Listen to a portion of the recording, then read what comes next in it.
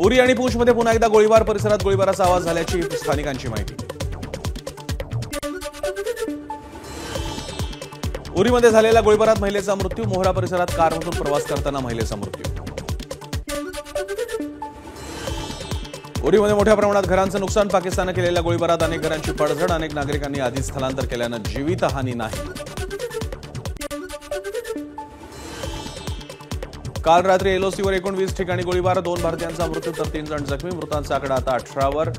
पाककडून motor तोफा, छोट्या शस्त्रांचा वापर।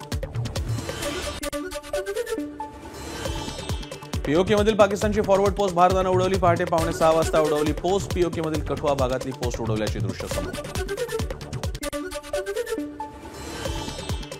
पूंछमध्ये पाकिस्तानी लष्कराच्या भडीमाराची दृश्य माझ्याच्या हाती। पूंछमधील वस्त्यांवर पाकिस्तानी लष्कराचा मारा, पाकिस्तानी लष्कराच्या माऱ्याचं सीसीटीव्ही चित्रण समोर।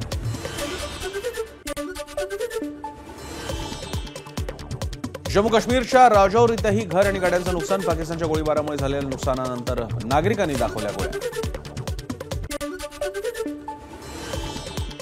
जम्मूतील राजौरीमध्ये पाकिस्तानचं भ्याड कृत्य, राजौरीमध्ये पाकिस्तानकडून सामान्य नागरिकांना लक्ष्य, गोळीबारामुळे स्थानिकांच्या घरांचं मोठं नुकसान।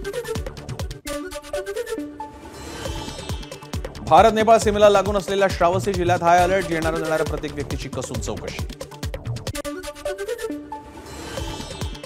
जम्मू आणि काश्मीरमध्ये ब्लॅकआउट होण्याआधी सायरन वाजवला, त्यानंतर बाजारपेठा बंद।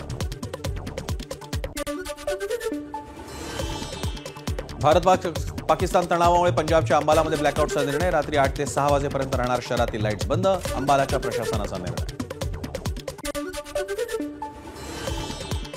एस जयशंकर यांचा ब्रिटनच्या परराष्ट्र मंत्र्यांशी फोनवरून संवाद, दहशतवादाच्या मुद्द्यांवर दोघांमध्ये चर्चा।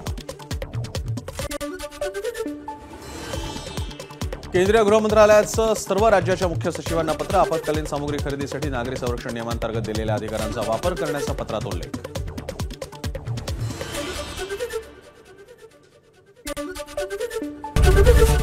एबीपी माझा, उघडा डोळे बघा नीट।